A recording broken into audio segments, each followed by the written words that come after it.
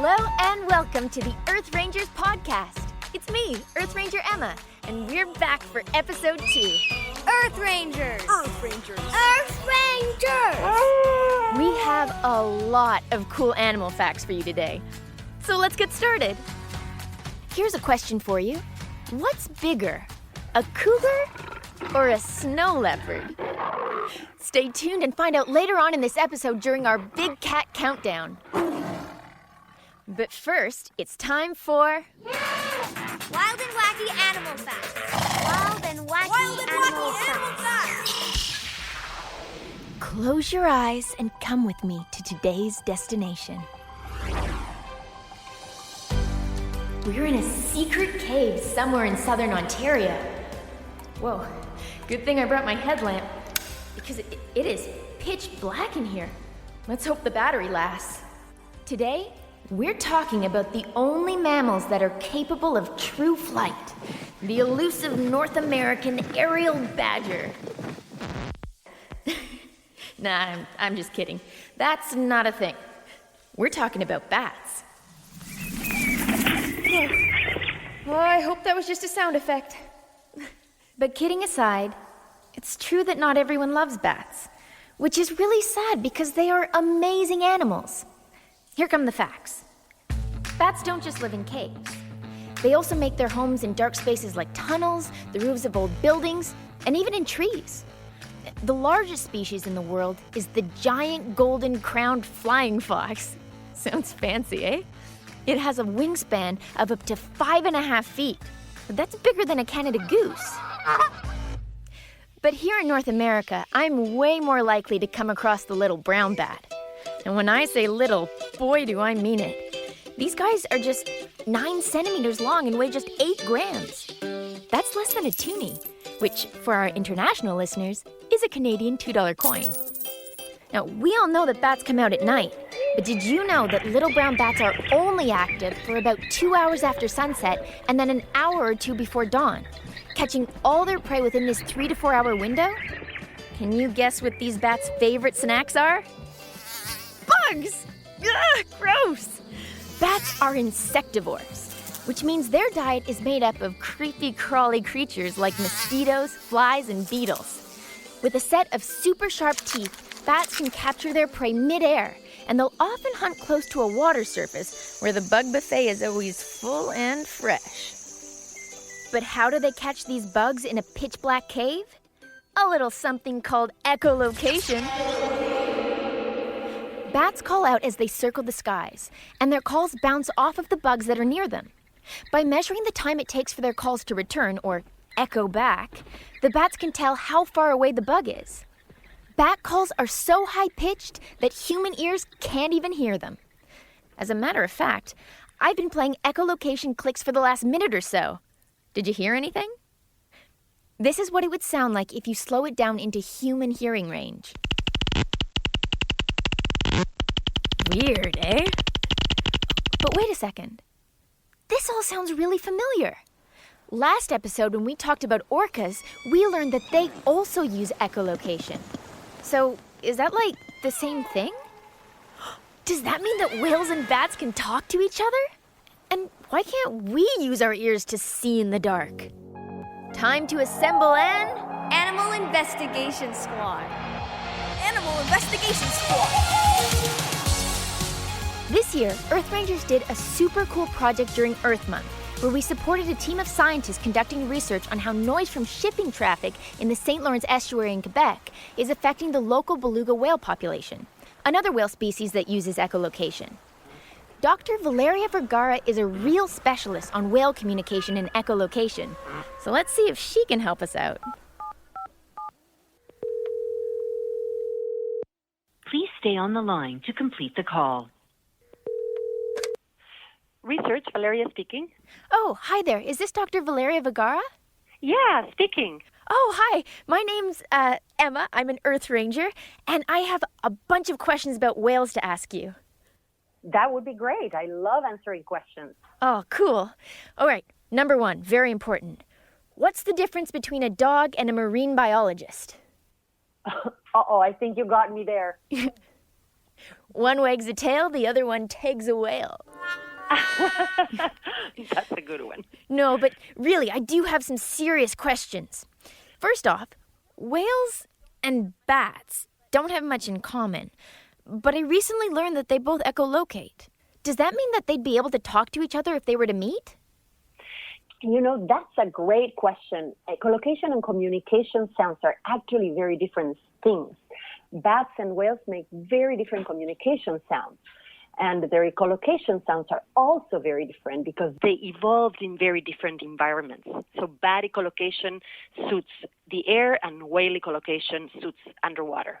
I'm not sure they would be able to understand one another even if they could use echolocation sounds for communication. Huh. So it's not for communication. Yeah, it's not for communication. It's really when animals use sound waves to see the world around them because the sound waves bounce against objects and make echoes. And then the returning echoes give the animals an image of the object so they can tell how far something is, if it is moving, if it is hollow or solid. It's like they see through sound. Wow, that's so cool and useful. Why don't more species use it? A lot of species can manage with a highly developed sense of sight. Basically, vision is super efficient, so only species that need to see in the dark, like bats that are nocturnal, or dolphins and whales that live in very turbid waters, really need echolocation. So does that mean that whales have poor eyesight? Some have very good eyesight, actually, and it's eyesight that has evolved to work very well in water. But some other species of dolphins are quite blind, like the Amazon pink river dolphins. Wait a minute. Pink river dolphin? Is it actually pink? That's right. Yeah, it has this kind of pinkish color skin, and they've evolved in the very turbid waters of the Amazon. So they really, really are a blind species that navigates solely with echolocation. Huh, that's so neat. Wait, how come whales don't have big ears like bats? Because they need to listen underwater. So the big ears of bats, or even our human ears, help collect sound and funnel it into the ear. But this would really not work in water because the consistency of the water is very different than the consistency of the air. So having fleshy big ears wouldn't really help. That makes sense. Okay, one last question. What would you say is the most exciting part of your job? Oh, definitely the summers when I am out there with the whales. Do you get to see them? Absolutely. I get to see them quite a bit and to hear them because I work with underwater microphones connected to speakers so that we can watch the whales while we hear what they are saying. And this is what my field work is all about. Wow. Well, thank you so much for answering my questions. I feel like I know a lot more about whales now. Oh, you're very welcome. All right, say hi to the whales for me. I will. Bye. Animal Investigation Squad. Another one of nature's mysteries solved. Dr. Vergara's team is doing some really amazing work. Did you know that over the last few years, Earth Rangers from across Canada have raised $55,000 to help support Dr. Vergara's research in the St. Lawrence Estuary? It's so cool that what you guys are doing is actually supporting real-life science and research. If you want to find out more about this project, please visit the show notes for this episode at earthrangers.com/podcast. Earth Rangers will be right back after these messages. Attention, Earth Rangers! Will you help us protect one of the last living dinosaurs? Well, okay, it might not be an actual dinosaur, but this amazing creature lived among them 170 million years ago, and now it needs your help. I'm talking about the white sturgeon. This fantastic fish can grow to be as long as a canoe and can live to be 100 years old. But this long lifespan won't matter if scientists can't figure out how to protect them. Visit earthrangers.com to find out more and get your sturgeon adoption kit today. You know, I really wish I could echolocate. The number of times I've stubbed my toe while trying to find my way around a dark room is just ridiculous. Ow! Funny thing is, my cat, Sir Scratchawan, has no problem navigating rooms in the dark, and he has no special echolocation powers.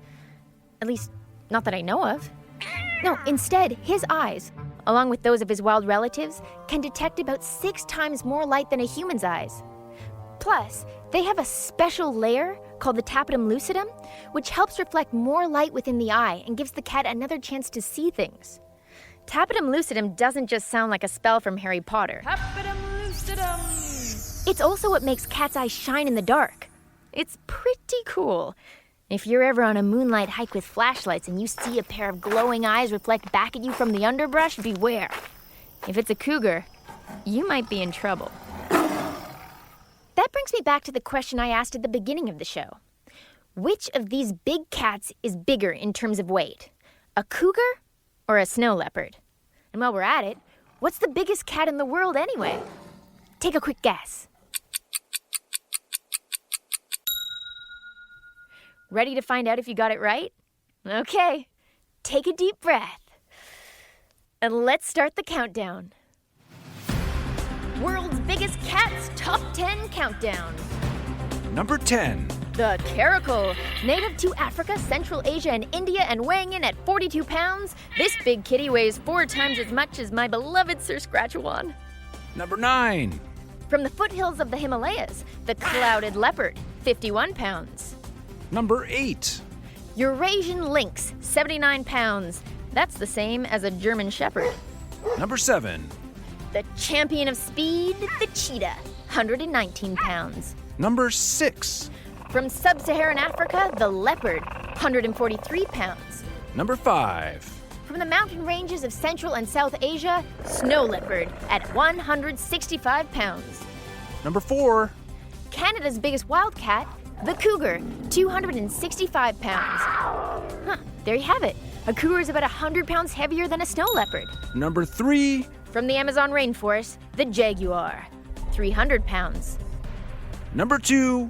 The king of the jungle, who actually lives in the savannah, lion, 599 pounds. That's 5 times as heavy as a cheetah. Number 1.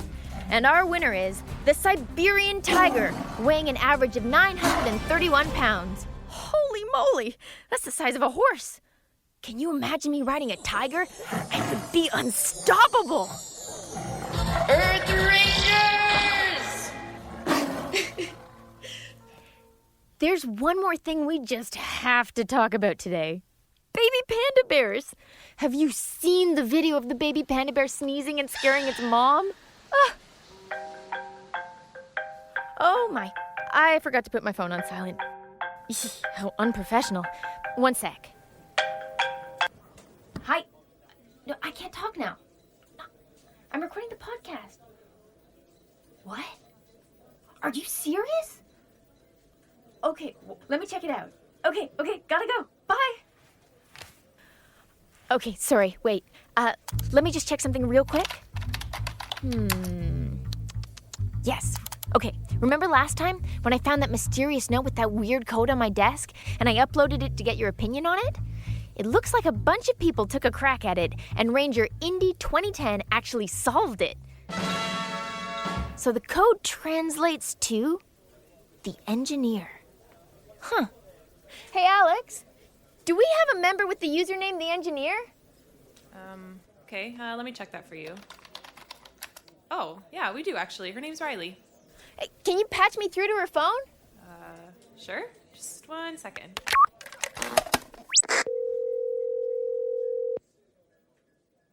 Hello? Hi, can I speak to the engineer, please? Ah, you found her. It's me. Riley? Yes. You must be Earth Ranger Emma. Yes, I deciphered your note. Well, with a little help. Good. I'm glad I got your attention. I need to talk to you about something that's very important. Okay.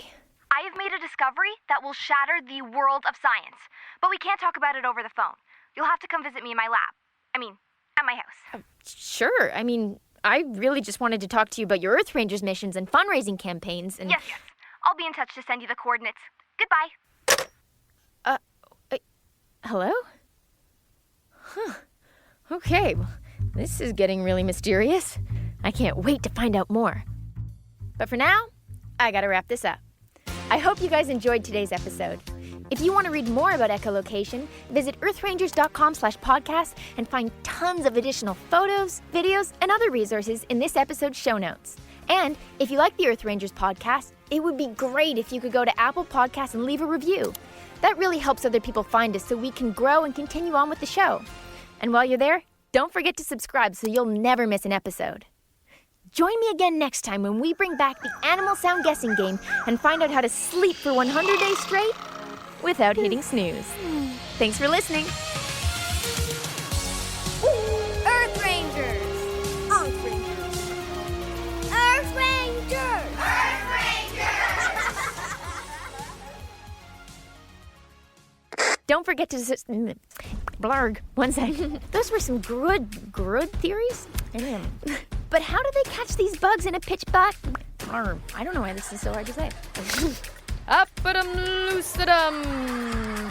Up-a-dum, loose-a-dum. Tap-a-dum, loose-a-dum!